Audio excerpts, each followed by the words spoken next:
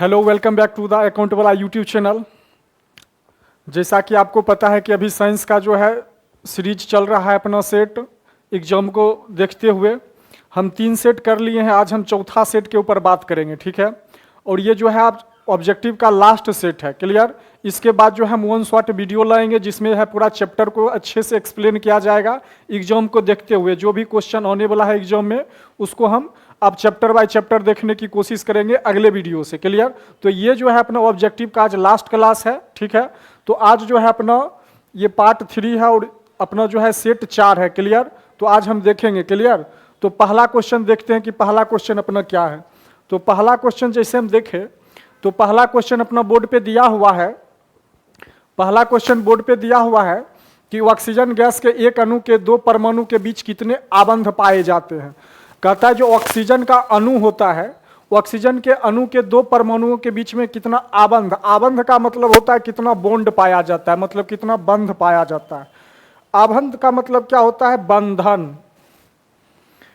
कितना आबंध पाया जाता है इसका मतलब है कि इसके बीच में कितना बॉन्ड पाया जाता है, क्लियर, आबंध, ठीक है। तो सबसे पहले हम यही देखेंगे कि ऑक्सीजन गैस क्या है। तो सबको पता है कि ऑक्सीजन गैस को हम O2 से लिखते हैं। ऑक्सीजन गैस को हम किससे लिखते हैं, O2 से। यही अपना क्या हो गया, यह है ऑक्सीजन गैस, क्लियर। ये क्या है, ये है ऑक्सीजन गैस। और हमसे पूछ रहा है कि ऑक्सीजन गैस के एक अणु में, अब देखो ये है एक अणु, यहाँ कुछ नहीं है, एक लगा हुआ है, एक अणु है। अगर जो ऐसा रहता तो ये ऑक्सीजन का 2 अणु हो जाता है। कितना अणु, ये ऑक्सीजन का हो गया 2 अणु, क्लियर। ये ऑक्सीजन गैस का कितना अणु, 2 अणु। अगर जो हम 3 लगा दे तो ये हो गया ऑक्सीजन गैस का कितना अणु, 3 अणु। ये हो गया 3 अणु ऑक्सीजन गैस का, क्लियर, समझ आ गया। लेकिन ये बात करें तो ये ऑक्सीजन गैस का एक अणु है। कितना अणु है, ये जो है ऑक्सीजन गैस का एक अणु है। ये जो है ऑक्सीजन गैस का कितना अणु है, ये जो है ऑक्सीजन गैस का एक अणु है, क्लियर। ऑक्सीजन गैस का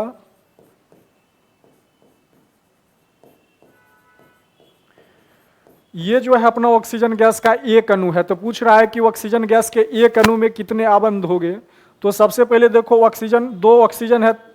ऑक्सीजन का कितना परमाणु है, 2 परमाणु। तो इधर हम लिख लिए 1 और इधर लिख लिए O, क्लियर। इधर O और O लिख लिए। अब पता होना चाहिए कि ऑक्सीजन के जो है, ऑक्सीजन का जो बाहरी कक्षा में जो इलेक्ट्रॉन होता है वो 6 होता है। कितना होता है, 6। तो हम इसको लिख लिए कितना, 6। इधर दिखा दो, ये बिंदी से जो है ना इलेक्ट्रॉन को दिखाते हैं। इधर भी क्या है, 6 इलेक्ट्रॉन को डाल दो।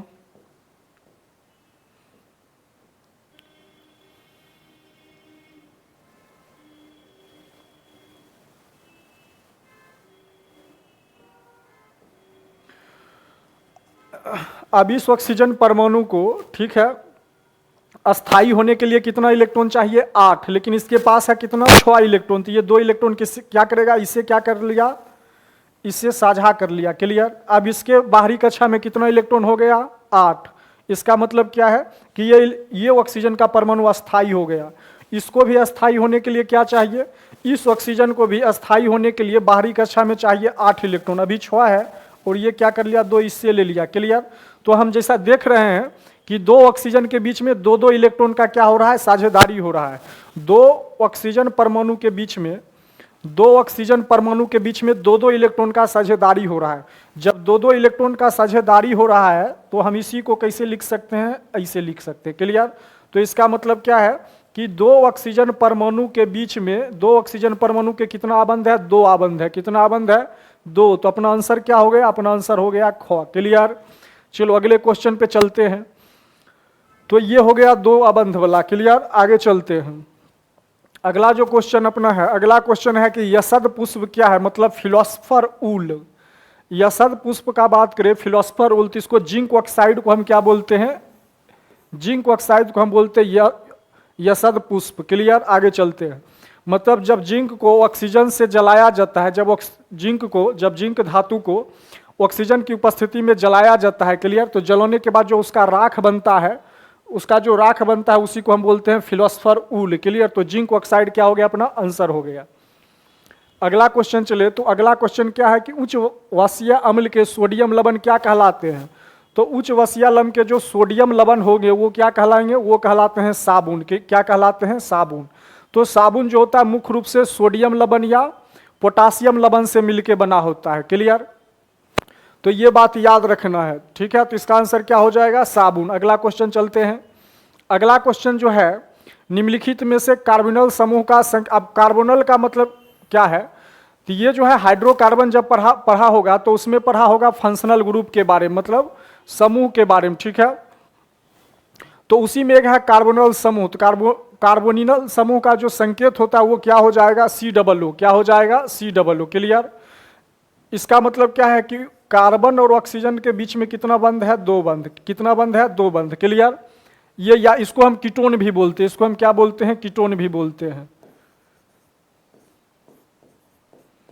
इसको कीटोन भी बोलते हैं। क्लियर, और इसी को बोलते हैं कार्बोनल समूह, ठीक है। तो ये भी याद रखने की बात है। चलो अगला चलते हैं।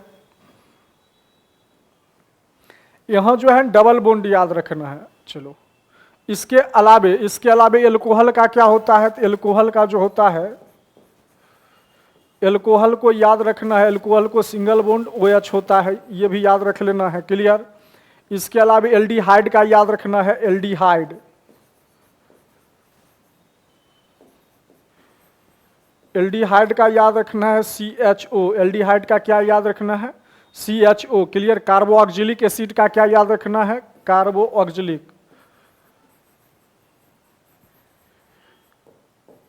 कार्बोऑक्सिलिक एसिड का जो ग्रुप होगा वो क्या होता है, COOH। क्लियर, तो ये कुछ चीज है जो समूह याद रखना है, क्रियाशील समूह। क्लियर, कीटोन का हो जाएगा, कीटोन का जो है अपना डबल बॉन्ड CO होता है। तो ये सब याद रखना है, परीक्षा के लिए बहुत इंपॉर्टेंट है। क्लियर, आगे चलते हैं अपना क्वेश्चन।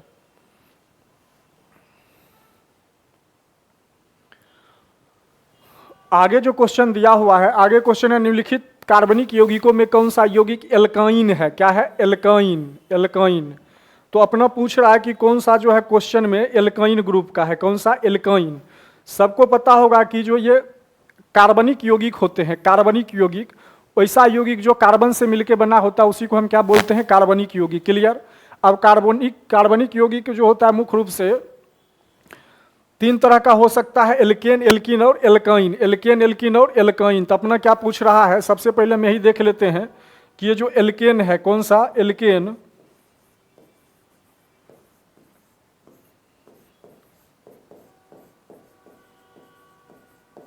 एल्केन का जो सूत्र होता है, जो फार्मूला होता है वो क्या होता है, CnH2n।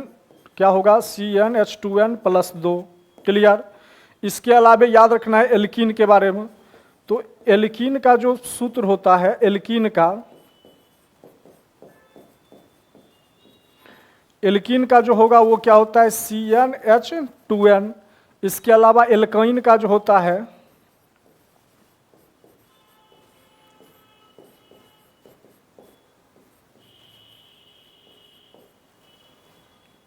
एल्काइन का जो होगा वो क्या होता है, CnH2n-2। क्लियर, तो ये जो है सब ग्रुप का क्या है, ये सब समूह का क्या है, सूत्र है। तो ये याद रखना है।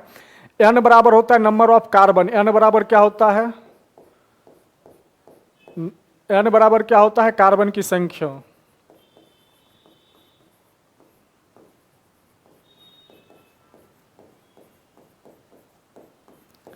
ठीक है, तो देखो एल्केन का पहचानने का नियम क्या है। एल्केन का पहचानने का नियम है कि जिस कार्बनिक यौगिक में ये जो अपना एक एग्जांपल पहले समझो, जैसे एल्केन है, एल्केन, तो यहां रख लो n=1। तो इस फार्मूला पर हम n=1 रखेंगे तो क्या हो जाएगा, 1, ये हो जाएगा 2 गुना 1 और प्लस हो जाएगा 2। तो ये देखो C1C, यहाँ से क्या हो जाएगा, CH4। क्लियर, यहाँ तक क्लियर। तो यहाँ हम क्या देख रहे हैं, इसमें हम देख रहे हैं कि कार्बन की जो हाइड्रोजन की संख्या है, कार्बन की संख्या के दुगुना से क्या है, 2 ज़्यादा है। दुगुना से क्या है, 2 ज़्यादा है। क्लियर, हाइड्रोजन की संख्या कार्बन की संख्या से दुगुना से क्या है, 2 ज़्यादा है। तो जब किसी कार्बनिक कंपाउंड में हाइड्रोजन की संख्या, जब किसी कार्बनिक कंपाउंड में हाइड्रोजन की संख्या कार्बन की संख्या से दुगुना से 2 ज़्यादा हो तो वो होगा एल्केन, और जब हाइड्रोजन की संख्या कार्बन की संख्या से दुगुना हो तो वो क्या हो जाएगा, वो हो जाएगा एल्कीन। और जब 2 गुना से 2 कम हो तो वो क्या हो जाएगा, एल्काइन। 2 गुना से 2 कम हो तो वो क्या हो जाएगा, एल्काइन। क्लियर। तो अपना पूछा है कि एल्काइन कौन सा है, तो यहाँ एल्काइन जो हो जाएगा वो क्या हो जाएगा, एसिटिलीन। क्या हो जाएगा बाबू, एसिटिलीन। क्या हो जाएगा, एसिटिलीन। क्लियर। एसिटिलीन का जो फार्मूला होता है वो होता है C2H2। क्या होगा, C2H2 एसिटिलीन हो गया। क्लियर। तो ये याद रखना है। क्लोरोफॉर्म का फार्मूला का बात करें तो CCl4 होता है, क्लोरोफॉर्म का CCl4 होता है। क्लियर। और इथेन और मीथेन तो ये अपना ग्रुप का ही है। क्लियर। तो अपना आंसर क्या हो जाएगा, एसिटिलीन। ये सारा चीज को याद रखना है। अगला क्वेश्चन चलते हैं। अगला क्वेश्चन जो दिया हुआ है, अगला क्वेश्चन है कि किस दर्पण की फोकस दूरी चिन्हों की परिपाटी के अनुसार ऋणात्मक मानी जाती है। मतलब क्वेश्चन ये पूछ रहा है कि कौन सा दर्पण ऐसा है जिसका जो फोकस दूरी होगा वो क्या होगा, ऋणात्मक होता है। तो जैसा कि पता है कि ये जो अपना दर्पण है, ये वाला, ये जो है अपना अवतल दर्पण है। कौन सा दर्पण है, ये जो है ये अवतल दर्पण है। कौन सा, ये अपना है अवतल दर्पण। क्लियर। और ये जो है ये, इसको हम क्या बोलते हैं, पोल बोलते हैं। इसको हिंदी में ध्रुव बोल लेंगे। क्या बोल लेंगे, ये हो गया ध्रुव। क्लियर। ये जो है ये अपना होता है प्रधान अक्ष। क्या होता है, प्रधान अक्ष। क्लियर। प्रधान अक्ष। अब हम समझते हैं कि चिन्ह परिपाटी क्या होता है। ये चिन्ह परिपाटी समझ लेते हैं पहले क्या होता है। तो चिन्ह परिपाटी जब हम समझेंगे तब हमको समझ आ जाएगा कि किसका निगेटिव होगा, किसका पॉजिटिव होगा। तो चिन्ह परिपाटी में क्या कहता है कि आपतित किरण की दिशा में नापी गई सारी दूरी क्या होगी, पॉजिटिव। मतलब इधर से यदि प्रकाश की किरणें आ रही है तो इधर वाला सारा क्या हो जाएगा, पॉजिटिव हो जाएगा। मतलब आपतित प्रकाश की दिशा में मापी गई सारी दूरियां कैसे होगी, पॉजिटिव होती है। क्लियर। और परावर्तित प्रकाश की जो दिशा में मापी गई दूरियां क्या हो जाएगी, निगेटिव। तो इधर वाला सारा क्या हो जाएगा, निगेटिव। क्या हो जाएगा, इधर वाला सारा क्या हो जाएगा, ऋणात्मक। और इधर वाला सारा क्या हो जाएगा, इधर वाला सारा हो जाएगा धनात्मक। क्या हो जाएगा, धनात्मक। क्लियर। तो आपतित प्रकाश की दिशा में मापी गई सारी दूरियां क्या हो जाएगी, धनात्मक। और परावर्तित प्रकाश की दिशा में मापी गई दूरियां क्या हो जाएगी, ऋणात्मक। एग्जाम्पल के लिए इसे समझो, ये अपना एक्स एक्सिस है, ये वाई एक्सिस है। ठीक है। तो ये है मूल बिंदु और यहाँ एक हम दर्पण ले लेते हैं। ये क्या ले लिए, एक दर्पण ले लेते हैं। ठीक है। एक अगर जो यहाँ से हम दर्पण ले लिए, क्लियर, ये हो गया दर्पण, ये अपना दर्पण हो गया। तो सबको पता है कि इधर वाला सारा क्या हो जाएगा, पॉजिटिव। इधर वाला सारा डिस्टेंस क्या होता है, पॉजिटिव। इधर वाला क्या हो जाएगा, निगेटिव। क्लियर। ऊपर क्या हो जाता है, पॉजिटिव, और नीचे कोई रहेगा तो ये क्या होता है, निगेटिव। बस ये याद रखना है। क्लियर। कि आपतित प्रकाश की दिशा में मापी गई सारी दूरियां क्या होगी, पॉजिटिव होगी, मतलब धनात्मक होगी। और निगेटिव जो होगा वो परावर्तित प्रकाश की दिशा में, इधर जितना भी होगी वो सारा क्या होगी, निगेटिव होगी। क्लियर। ये सारी जो दूरियां होगी, ये वाली दूरियां, ये क्या होगी बाबू, ये होगी निगेटिव। क्लियर। ये होता है ऋणात्मक। और उधर सारा क्या हो जाएगा, धनात्मक। ये बात समझ आ गया। ऊपर जो होता है, ऊपर वाई एक्सिस पे जो सारा दूरियां मापा जाता है वो क्या होता है, धनात्मक, मतलब पॉजिटिव होता है। और वाई एक्सिस के नीचे, ये जो नीचे है इसको हम क्या बोलेंगे, ये ऋणात्मक होता है। क्लियर। तो अब ये देख लो, यहाँ देखो, इस पे अब क्वेश्चन पे आवे, ये समझ आ गया। अब क्वेश्चन पे यदि हम आवे, क्वेश्चन पे आवे तो देखो क्वेश्चन अपना फिर से देखते हैं क्या कहता है। क्वेश्चन अपना बोल रहा है कि किस दर्पण की फोकस दूरी चिन्हों की परिपाटी के अनुसार ऋणात्मक मानी जाती है। तो ऋणात्मक के लिए बात करें, ऋणात्मक के लिए देखें तो सबको पता है कि ये जो है, ये वाला इसको हम क्या बोलते हैं, इसको बोलते हैं क्या, इसको हम जो बोलते हैं वो बोल लेंगे अवतल दर्पण। क्या बोल लेते हैं, अवतल दर्पण। और अवतल दर्पण में फोकस क्या होता है, दर्पण के सामने। मान लो ये है फोकस, तो अवतल दर्पण में फोकस क्या हो गया, दर्पण के सामने। इधर फोकस होता है तो ये फोकस कैसा हो जाएगा, ये फोकस होता है ऋणात्मक। क्या हो जाएगा, ऋणात्मक। तो क्वेश्चन में अपना यही पूछ रहा है कि किस दर्पण की फोकस दूरी चिन्हों की परिपाटी के अनुसार ऋणात्मक होती है। तो ऋणात्मक जो हो जाएगा वो क्या हो जाएगा, अवतल का। किसका हो जाएगा बाबू, अवतल का। किसका हो जाएगा, अवतल का। क्लियर। उत्तल दर्पण का बात करें, उत्तल दर्पण का फोकस दूरी जो होता है वो धनात्मक होता है। उत्तल दर्पण का फोकस दूरी क्या होगा, इसका होता है धनात्मक। क्लियर, ये भी याद रखना है। ठीक, चलो तो ये याद रखना, अवतल दर्पण का जो ये फोकस होगा वो क्या हो जाएगा, धनात्मक हो जाएगा। क्लियर। चलो अगला क्वेश्चन चलते हैं। अगला क्वेश्चन चले तो कहता है अवतल दर्पण में आवर्धित काल्पनिक प्रतिबिंब बनाने के लिए वस्तु को कहाँ रखा जाए। आवर्धित का मतलब बड़ा, आवर्धित का मतलब बड़ा प्रतिबिंब,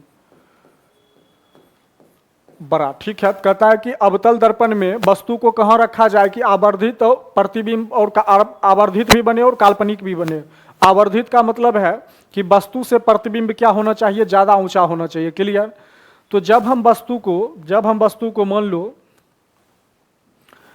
ये एक क्या है अपना, ये एक जो है अवतल दर्पण है। क्या है ये एक अवतल दर्पण है। ठीक है, ये जो है अपना मान लो पोल हो गया जिसको ध्रुव बोलते हैं। ठीक, ये अपना जो है फोकस हो गया, ये क्या हो गया, फोकस। और ये क्या हो गया, ये हो गया वक्रता केंद्र। ठीक है, अब अवतल दर्पण में कहता है कहाँ रखा जाए। तो अवतल दर्पण में एक स्थिति ऐसा है जब वस्तु को ध्रुव और फोकस के बीच में रखा जाता है। जब वस्तु को ध्रुव और फोकस के बीच में रखा जाएगा, जब वस्तु को ध्रुव और फोकस के बीच में रखा जाएगा, तब इससे प्रतिबिंब क्या बनेगा, तब इससे क्या प्रतिबिंब बनेगा, आवर्धित और काल्पनिक बनेगा। क्या बनेगा, आवर्धित और काल्पनिक।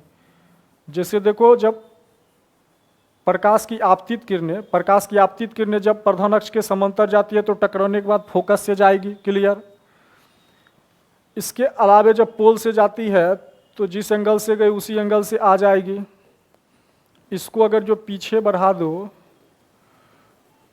तो ये इस पॉइंट पे कट कर गया और ये अपना क्या बन गया, ये जो अपना बन गया यही क्या बन गया बाबू, ये बन गया अपना प्रतिबिंब। क्लियर। तो दिखाई दे रहा है कि जो ये प्रतिबिंब है ये वस्तु से क्या है, बहुत बड़ा है और दर्पण के पीछे बना, इसलिए ये काल्पनिक है। क्लियर। तो अपना जो आंसर हो जाएगा वो क्या हो जाएगा, फोकस और ध्रुव के बीच में, फोकस और ध्रुव के बीच में। अगला क्वेश्चन चलते हैं। अगला जो क्वेश्चन है अपना कहता है प्रकाश के अपवर्तन के कितने नियम है। तो पहले भी हम बता चुके हैं कि प्रकाश के जो अपवर्तन के कितने नियम है। तो प्रकाश के अपवर्तन के कितने नियम है, 2 नियम है। क्या है, प्रकाश के अपवर्तन के 2 नियम है। ये हम पहले भी बात कर चुके हैं। अगला क्वेश्चन चले। अगला क्वेश्चन क्या कहता है कि किसी माध्यम का आवर्तनांक का मान क्या होता है। ये भी बता चुके हैं कि किसी माध्यम का जो आवर्तनांक होगा, किसी माध्यम का जो आवर्तनांक होता है वो आवर्तनांक क्या हो जाता है, आवर्तनांक जो होता है उसको हम म्यू से लिखते हैं। ये होता है साइन आई बटा साइन आर, यही होता है। तो इसमें देख लो साइन आई और साइन आर कहाँ है, तो ये को अपना क्या हो जाएगा, आंसर हो जाएगा। क्लियर। अब एक बात और ध्यान रखना है कि आवर्तनांक का मान, आवर्तनांक जो है ये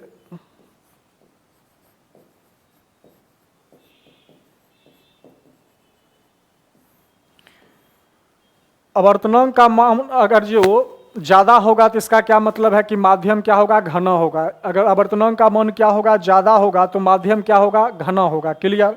आवर्तनांक का मान कम होगा तो माध्यम क्या होगा, विरल होगा। क्लियर। एक बात और याद रखना है कि ये जो आवर्तनांक होता है, आवर्तनांक ये जो होता है अनुक्रमणपाती होता है प्रकाश की चाल का। किसका, प्रकाश की चाल का।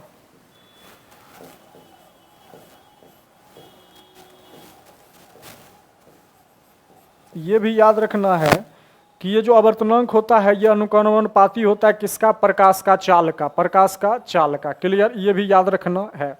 इसका मतलब क्या है, इसको हम ऐसे लिख दे कि ये जो म्यू होता है आवर्तनांक को हम इससे लिखते हैं अनुक्रमणपाती हो जाएगा सी। सी मतलब क्या होता है, प्रकाश की चाल। इसका मतलब क्या है कि जिस माध्यम में म्यू आवर्तनांक ज़्यादा होगा उसमें सी क्या होगा, कम होगा। और जहाँ सी ज़्यादा होगा उसमें क्या है, म्यू जो होगा वो आवर्तनांक क्या होगा, कम होगा। क्लियर। प्रकाश की जो गति होती है, प्रकाश की जो चाल होती है वो वायु में या निर्वात में क्या होता है, ज़्यादा होता है। इसका मतलब है कि वहाँ आवर्तनांक कम होगा, मतलब माध्यम जो है वो विरल है। तो ये याद रखना है। आगे क्वेश्चन चलते हैं। अगला जो क्वेश्चन है वो कहता है लेंस की क्षमता का एसआई मात्रक क्या है। लेंस का क्षमता का एसआई मात्रक क्या होता है? डायोप्टर। क्या होता है? लेंस का क्षमता का एसआई मात्रक क्या होता है? डायोप्टर। इसको हम डी से लिखते हैं। किससे लिखते हैं? इसको हम डी से लिखते हैं। ठीक है, डी से लिखते हैं। क्लियर? ठीक है, लेंस की क्षमता का एसआई मात्रक हो गया डायोप्टर। क्लियर? क्षमता का मतलब होता है पावर। क्षमता का मतलब क्या होता है? पावर। और इसको लिखते हैं P इक्वल टू 1/F। क्या लिखते हैं? 1/F। ये किस में है? F जो है ये अपना मीटर में है। किस में है? मीटर में। क्लियर? तो ये फार्मूला याद रखना है। क्लियर? अगला क्वेश्चन चलते हैं। अगला क्वेश्चन जो है, अगला क्वेश्चन है अवतल लेंस का आवर्धन m बराबर होता है। तो यहाँ है लेंस। क्या है? लेंस का बात करें तो लेंस में जो होता है V/U होता है। क्लियर? लेंस में जो आवर्धन होता है ये सब पहले भी बताए हैं कि ये क्या हो जाएगा? V/U हो जाएगा। क्या हो जाएगा? V/U। अगला क्वेश्चन चलते हैं। अगला जो क्वेश्चन है कि हीरे का आवर्तनांक कितना है। तो हीरे का जो आवर्तनांक होता है 2.42 होता है। अब क्वेश्चन पूछता है कि हीरे का आवर्तनांक 2.42 है तो इसका मतलब क्या हुआ? इस कथन का मतलब क्या हुआ? इसका मतलब ये है कि प्रकाश की जो चाल होगी वायु की उपेक्षा, प्रकाश की चाल वायु की उपेक्षा हीरे में 2.42 गुना कम होगी। 2.42 गुना क्या होगी? कम होगी। क्लियर? तो ये याद रखना है कि अगर जो हीरे का आवर्तनांक 2.42 है इसका मतलब ये होता है कि वायु में या निर्वात में जो प्रकाश की चाल होगी वो कितना होगी? 2.42 गुना कम होगी। कहाँ? हीरे में। क्लियर? तो ये बात याद रखना है। आगे चलते हैं। अगला जो क्वेश्चन अपना दिया हुआ है कहता है कि एक प्रिज्म कितने सतहों से घिरा होता है। तो पता है 3 सतहों से। कितना? ये जो प्रिज्म होता है ये 3 सतहों से मिलके घिरा होता है। क्लियर? आगे चलते हैं। अगला जो क्वेश्चन दिया हुआ है, अगला क्वेश्चन कहता है कि पोटासियम की परमाणु संख्या 19 है, इसकी संयोजकता क्या है। अब देखो संयोजकता क्या होता है। संयोजकता का मतलब क्या होता है कि बाहरी मतलब संयोजकता का मतलब होता है कि जो इलेक्ट्रॉन रासायनिक अभिक्रिया में भाग लेता है उसी को हम क्या बोलते हैं? संयोजकता। क्या बोलते हैं? संयोजकता। क्लियर? जो इलेक्ट्रॉन रासायनिक अभिक्रिया में भाग लेता है उसी को हम क्या बोलते हैं? संयोजकता। तो पोटासियम का बात करें तो ये धातु का जो संयोजकता होता है, धातु जो होता है उसका 1, 2 और 3 ये हो जाएगा। जो मतलब धातु में क्या होता है? बाहरी कक्षा में उपस्थित इलेक्ट्रॉन का ही क्या हो जाता है? संयोजकता हो जाएगा। लेकिन वह धातु का बात करें,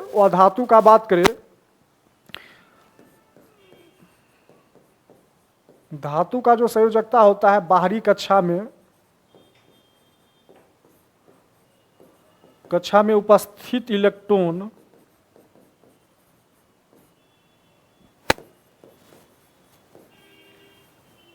को ही हम क्या बोलते हैं? संयोजकता। इलेक्ट्रॉन को क्या बोलते हैं? संयोजकता।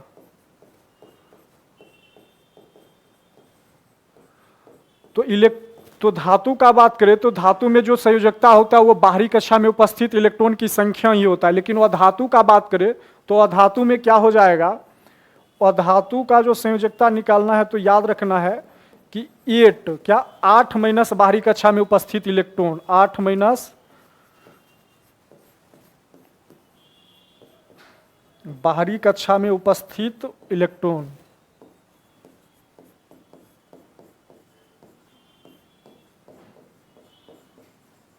तो ये याद रखना है। संयोजकता निकालने का 2 तरीका है कि अगर जो वो धातु होगा तो धातु का जो संयोजकता होता है इसको संयोजकता को वैलेंसी बोलते हैं। क्या बोलते हैं? वैलेंसी। तो जो ये संयोजकता होता है धातु का संयोजकता क्या होगा? बाहरी कक्षा में उपस्थित इलेक्ट्रॉन को ही क्या बोल लेते हैं? संयोजकता। लेकिन वह धातु का बात करें तो वह धातु में जो होता है वो क्या होता है? 8 माइनस बाहरी कक्षा में उपस्थित इलेक्ट्रॉन की संख्या। क्लियर? लेकिन अगर जो हम संयोजकता का परिभाषा का बात करें कि संयोजकता किसे कहते हैं तो हमको ये नहीं लिखना है। क्लियर? संयोजकता का परिभाषा हमको क्या लिखना है कि किसी धातु या धातु का जितना इलेक्ट्रॉन रासायनिक अभिक्रिया में भाग लेता है उसी को हम क्या बोलते हैं? संयोजकता बोलते हैं। क्लियर? और जब निकालना हो तो पता रहना चाहिए कि धातु का संयोजकता उसके बाहरी कक्षा में उपस्थित इलेक्ट्रॉन की संख्या को ही बोलते हैं संयोजकता। अमूमन जो होता है धातु के बाहरी कक्षा में 1, 2, 3 इलेक्ट्रॉन होता है। इसका मतलब है कि धातु का संयोजकता या तो 1, 2 या 3 हो सकता है। लेकिन अधातु का जो संयोजकता होता है वो क्या होता है, 8 माइनस बाहरी कक्षा में उपस्थित इलेक्ट्रॉन।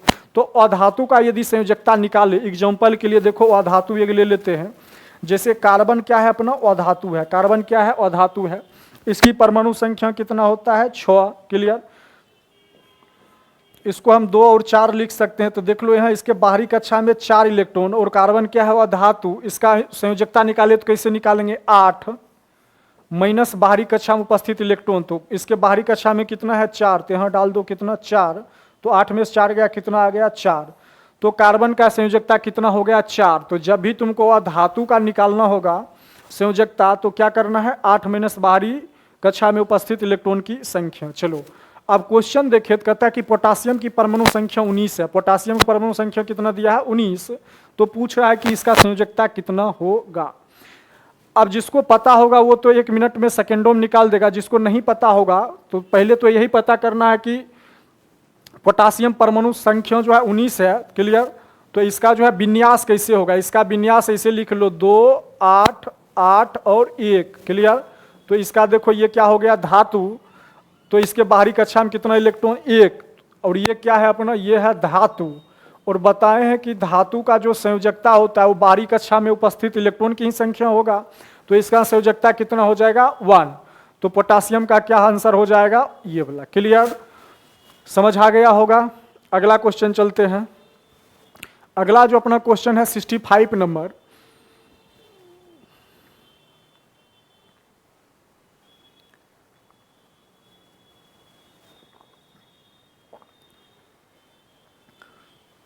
सिक्सटी 65 नंबर क्वेश्चन चले, कहता है एल्केन का सामान्य सूत्र क्या होता है। थोड़ा देर पहले बताए थे एल्केन का जो सामान्य सूत्र होगा, ये जो एल्केन है, एल्केन का जो सामान्य सूत्र होता है वो क्या होगा, CnH2n प्लस क्या होता है, 2। क्लियर। n मतलब क्या होता है, कार्बन की संख्या। n मतलब क्या होगा बाबू, कार्बन की संख्या। कार्बन की संख्या। n को कहाँ से लेंगे, n को ले लो 1, 2, 3, 4, जहां तक मन है लेते चलो। क्लियर, समझ आ गया। तो एल्केन का अपना क्या हो गया, CnH2n प्लस 2। तो अपना आंसर ये हो गया। क्लियर, आगे चलते हैं। अगला जो अपना क्वेश्चन है, अगला क्वेश्चन अपना क्या है, तो अगला क्वेश्चन जो है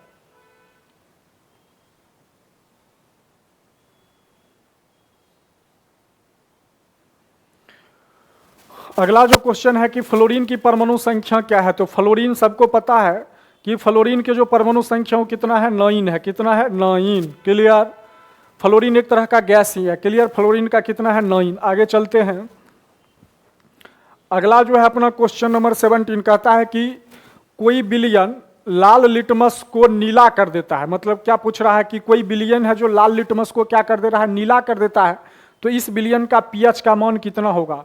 तो जब हम अम्ल, क्षार और साल्ट, नमक के बारे में पढ़ा रहे थे तो हम बताए थे कि ये क्या है, ये जो है अपना पीएच स्केल है, और ये बीच में होता है 0, और इधर हो जाएगा 1, 2, 3, 4 से बढ़ते चले जाओ, और इधर जो होता है 1, 2, 3, 4 से बढ़ते बढ़ते कहाँ तक आ सकते हो, 14 तक। कितना तक आ सकते हो, 14 तक।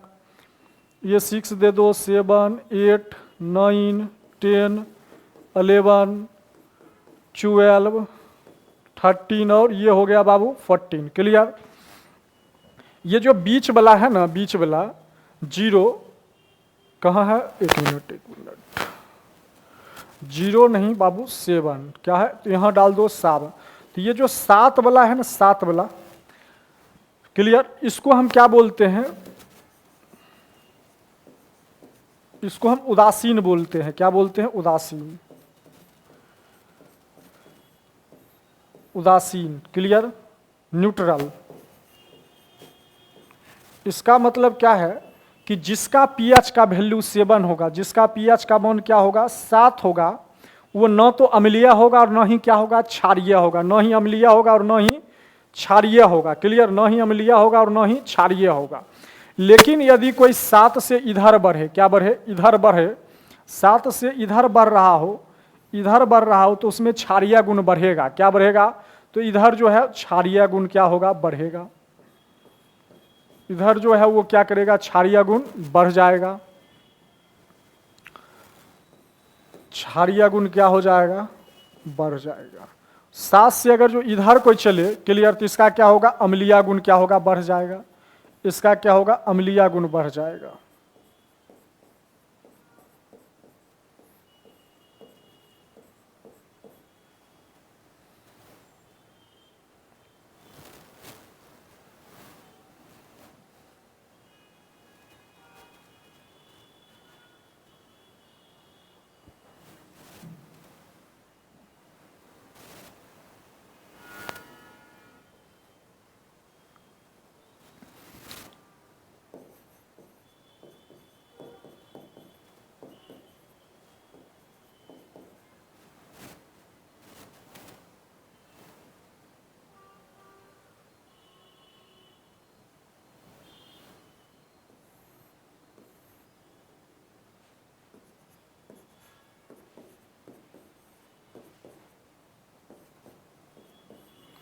क्लियर?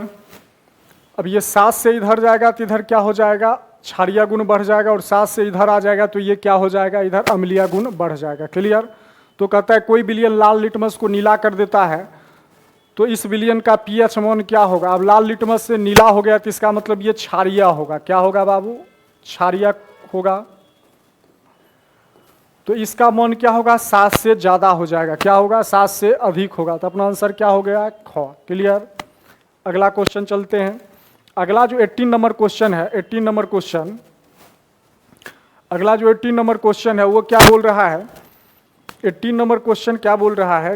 18 नंबर बोल रहा है कि ऑक्सीजन का परमाणु भार क्या होता है? तो सबको पता है कि ऑक्सीजन का परमाणु संख्या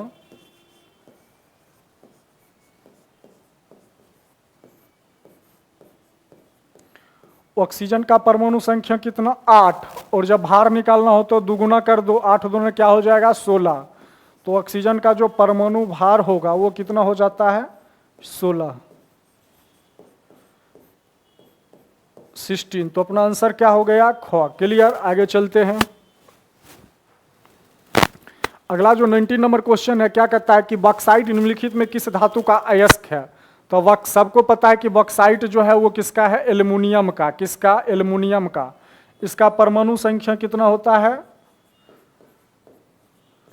परमाणु संख्या इसका कितना होता है? 13। क्लियर? विन्यास का बात करें, इसका जो विन्यास हो जाएगा वो कितना होता है? 2 8 3। इसका मतलब एल्युमिनियम क्या है? एक धातु है। क्या है? धातु है। क्लियर? इसका संयोजकता कितना? एल्युमिनियम का संयोजकता कितना? 13। कितना? 13 है। संयोजी इलेक्ट्रॉन भी कितना? 13। संयोजी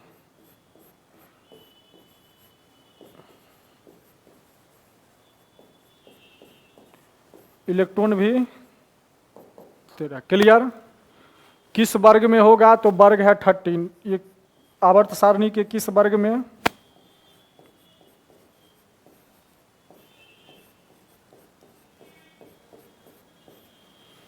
आवर्त सारणी के किस वर्ग में होगा? तो ये वर्ग हो जाएगा इसका 3 + 10 13 13 में। क्लियर? चलो यहाँ तक समझ आ गया। तो ये सारा चीज को याद रखना है। अगले क्वेश्चन पर जब हम चले, अगला क्वेश्चन क्या है? 20 नंबर मतलब 70 कि धातुओं की क्रियाशीलता की सही क्रम क्या है? तो याद रखना है धातु का जो सही क्रियाशीलता है वो है क्या? सोडियम, मैग्नीशियम, जिंक और कॉपर। क्या है? सोडियम, मैग्नीशियम, जिंक और कॉपर। क्लियर? इसका मतलब क्या है कि सोडियम इसमें सबसे ज्यादा क्या है? क्रियाशील है। उसके बाद कौन है? मैग्नीशियम, उसके बाद जिंक और सबसे लास्ट में कौन? कॉपर। तो आंसर ये याद रखना है। आगे हम चले तो अपना जो नेक्स्ट क्वेश्चन कह रहा है, नेक्स्ट क्वेश्चन क्या कह रहा है कि Fe2O3 और एल्युमिनियम ये आपस में क्या कर लिया? अभिक्रिया किया। अभिक्रिया के बाद क्या बना? ये है एल्युमिनियम ऑक्साइड। ये क्या है? Aluminium oxide. और ये क्या निकल गया? आयरन।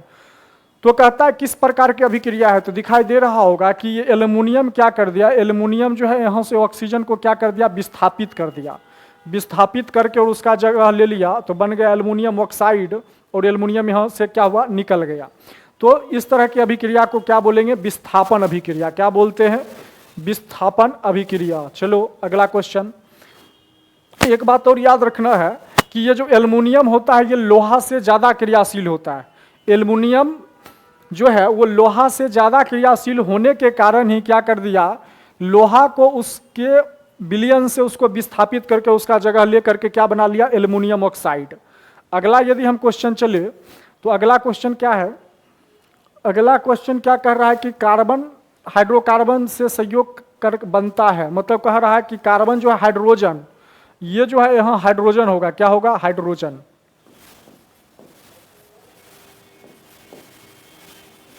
कहता है कार्बन जो है हाइड्रोजन से अभिक्रिया करेगा, संयोग करेगा, जुड़ेगा तो क्या बनेगा, तो कार्बन जो है बाबू हाइड्रोजन से संयोग करके क्या बनता है, हाइड्रोकार्बन। क्या बनता है, हाइड्रोकार्बन। क्या बनेगा, हाइड्रो, HC, हाइड्रोकार्बन बन जाएगा। क्लियर, हाइड्रोकार्बन बन जाएगा। क्लियर। अब हम हाइड्रोकार्बन का बात करें तो हाइड्रोकार्बन दो तरह का होता है। क्या होता है, दो तरह का, सेचुरेटेड और अनसेचुरेटेड। क्लियर, संतृप्त और असंतृप्त बोलते हैं। क्लियर, तो ये याद रखना, इसको क्या बोलेंगे, हाइड्रोकार्बन। क्लियर, आगे चलते हैं। यहाँ जो ऑप्शन है ये हेलोजन है। ये क्या, ये देखो हेलोजन, हेलोजन में क्या आ जाता है, क्लोरीन आ जाएगा, फ्लोरीन आ जाता है, ब्रोमीन आ जाएगा, आयोडो आ जाएगा। क्लियर। इसके अलावे जो है अम्लराज, अम्लराज जो होता है वो HCl और नाइट्रिक एसिड, नाइट्रिक एसिड का कितना रेशियो, 3:1 का रेशियो होता है। कितना, सॉरी 1:3, कितना बाबू, 1:3 का रेशियो होता है। ये याद रखना है। इसको हम क्या बोलते हैं, अम्लराज। क्या बोलते हैं, अम्लराज। क्लियर, एक मिनट।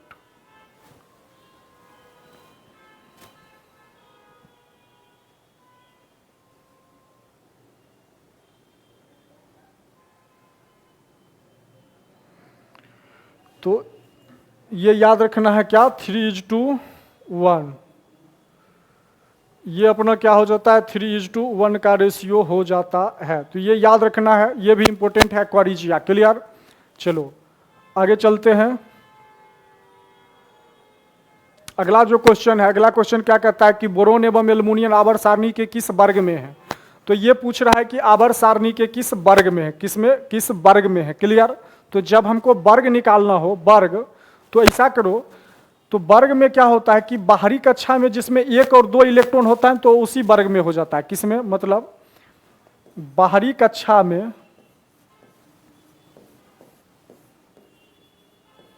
बाहरी कक्षा में यदि 1 या 2 इलेक्ट्रॉन हो, क्या हो, 1 या 2 इलेक्ट्रॉन हो तो वही उसका क्या हो जाएगा, वर्ग हो जाएगा। क्या हो जाएगा, वर्ग हो जाएगा। मतलब बाहरी कक्षा में यदि 1 या 2 इलेक्ट्रॉन हो तो यही क्या हो जाएगा, वर्ग हो जाता है। क्या हो जाएगा, यही क्या हो जाएगा, उसका वर्ग हो जाएगा। यही क्या होता है, उसका वर्ग हो जाएगा। यही क्या होता है, उसका वर्ग हो जाता है।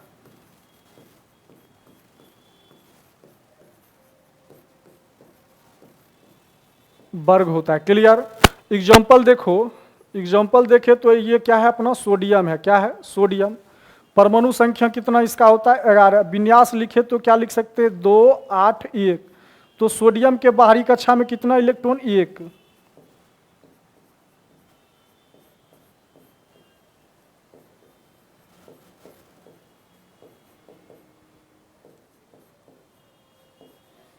बाहरी कक्षा में इलेक्ट्रॉन कितना है, 1। तो क्या बोले कि जब बाहरी कक्षा में 1 या 2 इलेक्ट्रॉन रहता है तो ही उसका क्या हो जाएगा, वर्ग। तो इसका इलेक्ट्रॉन कितना बाहरी कक्षा में, 1। तो इसका वर्ग क्या हो जाएगा, प्रथम वर्ग में। किस वर्ग में, तो इसका जो ये वर्ग है, ये वर्ग फर्स्ट में है। किस में, फर्स्ट में। क्लियर। ये जो है आवर्त सारणी के पहला वर्ग में है। कौन सा वर्ग में, पहला वर्ग में। आवर्त सारणी के पहला वर्ग में, पहला वर्ग में। क्लियर, प्रथम वर्ग में। क्लियर। तो ये याद रखना है। ठीक। इसके अलावा 2 का बात करें, मैग्नीशियम। एग्जाम्पल एक और देखो, जैसे अपना है मैग्नीशियम। क्या है, मैग्नीशियम। इसका जो होता है परमाणु संख्या 12, विन्यास कितना होता है, 2, 8, 2। क्लियर। इसका कितना बाहरी कक्षा में, 2। तो मैग्नीशियम किस वर्ग में होगा, वर्ग 2 में। मैग्नीशियम किस में होगा, मैग्नीशियम जो होगा वो वर्ग 2 में होगा। क्लियर। लेकिन अपना क्वेश्चन है एल्युमिनियम। तो एल्युमिनियम के क्या होता है, एल्युमिनियम का बात करें, क्या है एल्युमिनियम और बोरोन। एल्युमिनियम का होता है 13 और इसको हम लिख सकते हैं विन्यास 283। तो इसके अकॉर्डिंग जो अभी हम बताए, इसके अकॉर्डिंग तो ये वर्ग 3 में होना चाहिए। किस में होना चाहिए, वर्ग 3 में होना चाहिए, लेकिन ये वर्ग 3 में नहीं होकर के किस में होता है, वर्ग 13 में, मतलब वर्ग 13 में होता है वर्ग सारणी में। तो याद रखना है कि जब बाहरी कक्षा में 1 या 2 से ज्यादा इलेक्ट्रॉन रहे, क्या रहे, 1 2 से ज्यादा इलेक्ट्रॉन रहे, तो उसमें क्या करते हैं, 10 जोड़ देते हैं। क्या कर देंगे, 10 जोड़ देते हैं। क्लियर। तो यहां देखो 10 जोड़ दिए तो कितना आ गया, बाहरी कक्षा में 3 है और 10 जोड़ दिए तो कितना आया, 13 मतलब 13। तो एल्युमिनियम किस वर्ग का हो गया, वर्ग 13वां का। किसका हो गया, वर्ग 13वां का। क्लियर। तो ये याद रखना है। आंसर आ गया अपना 13। समझ आ गया।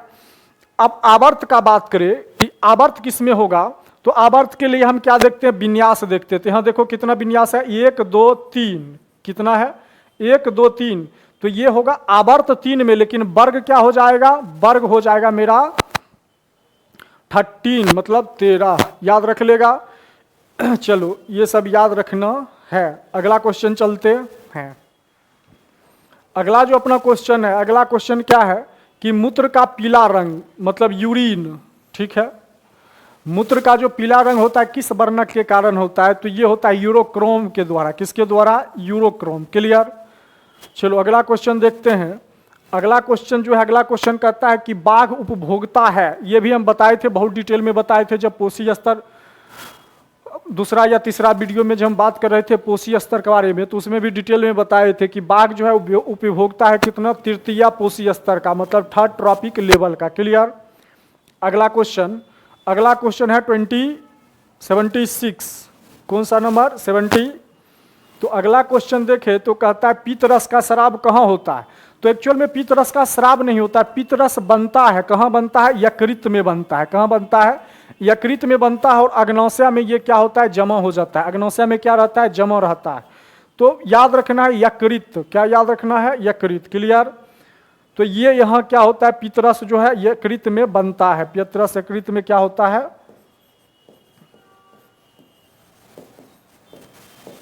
बनता है। पीतरस का बात करें, कहाँ है, पीतरस का बात करें तो इसका काम है बसा को तोड़ना। किसको तोड़ना, बसा को तोड़ना।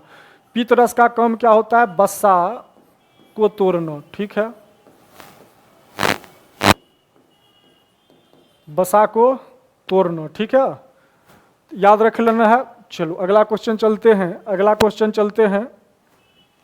अगला जो क्वेश्चन है 77 कहता है मनुष्य, बिल्ली तथा चमगादड़ के अग्रपात क्या होते हैं। तो इसका जो होता है वो समजात होता है। क्या होता है, समजात, होमोलोगस ऑर्गन्स। अगला जो क्वेश्चन है, लास्ट क्वेश्चन है, निम्नलिखित में से कौन पुनरुद्ध भवन का उदाहरण है। इसका मतलब रीजनरेशन। किस, क्या, रीजनरेशन, रीजनरेशन, GENERATION। अब यही समझते हैं कि ये रीजनरेशन या पुनरुद्ध भवन क्या होता है। तो कुछ ऑर्गेनिज्म या कुछ जीव जंतु ऐसा पाया जाता है जिसमें क्या होता है कि उसका शरीर का कोई एक हिस्सा यदि कट गया हो तो कटा हुआ हिस्सा क्या करता है, खुद ब खुद क्या करता है कि वो अपने नया जो उसका जो कटा हुआ भाग होता है उसको क्या कर लेता है, बना लेता है। क्लियर। इसी को हम क्या बोलते हैं, पुनरुद्ध भवन। क्लियर। मतलब शरीर का एक हिस्सा कोई कट गया तो वो कटा हुआ जो हिस्सा होगा वो खुद ब खुद क्या करता है, पूरा हिस्सा को बना लेता है। उसी को हम क्या बोलते हैं, रीजनरेशन। क्लियर। तो रीजनरेशन मुख्य रूप से हाइड्रा में होता है। किसमें, हाइड्रा के अलावा प्लेनेरिया में भी देखने को मिलता है। क्लियर। हाइड्रा के अलावा प्लेनेरिया में भी देखने को मिलता है। क्लियर। जैसे मान लो क्या है कि मान लो कि ये क्या है, ये एक ऑर्गेनिज्म है। ठीक है। अब मान लो कि इसका ये वाला पार्ट क्या हो गया, बीच से कट के अलग हो गया। बीच से क्या हो गया, ये वाला पार्ट, ये यहाँ अलग हो गया, ये वाला पार्ट अलग और ये वाला, एक मिनट, देखो ये दोनों पार्ट अलग अलग हो गया। क्लियर। तो रीजनरेशन में क्या होता है कि ये जो वाला पार्ट है, अब इसका इसमें फेस नहीं है, मतलब मुंह नहीं है, तो ये मुंह को भी बना लेगा। ये किसको बना लेगा, मुंह को बना लेता है। क्लियर। और इसमें जो पूछ वाला पार्ट था वो नहीं है, तो ये अपना पूछ को फिर से बना लेता है। क्लियर। तो जो कटा हुआ भाग है, जो कट के अलग हो गया, तो वो जो अपना अपना खोया हुआ भाग है, कटा हुआ भाग है, उस भाग को क्या करता है, पुनः बना लेता है। क्लियर। इसी को हम क्या बोलते हैं, पुनरुद्भवन, मतलब रीजनरेशन। ये मुख्य रूप से हाइड्रा में और प्लेनेरिया में देखने को मिलता है। क्लियर। तो ये जो है अपना आज क्या है, ये आज का जो था लास्ट क्वेश्चन था ये। क्लियर। उम्मीद है कि समझ आया होगा। और अगले दिन जो है हम क्या करेंगे, चैप्टर बाय चैप्टर वीडियो को लाएंगे। क्लियर। वन शॉट वीडियो लाएंगे ताकि सबको क्या हो, जल्दी से जल्दी रिवीजन हो जाए। चलो, थैंक यू, धन्यवाद।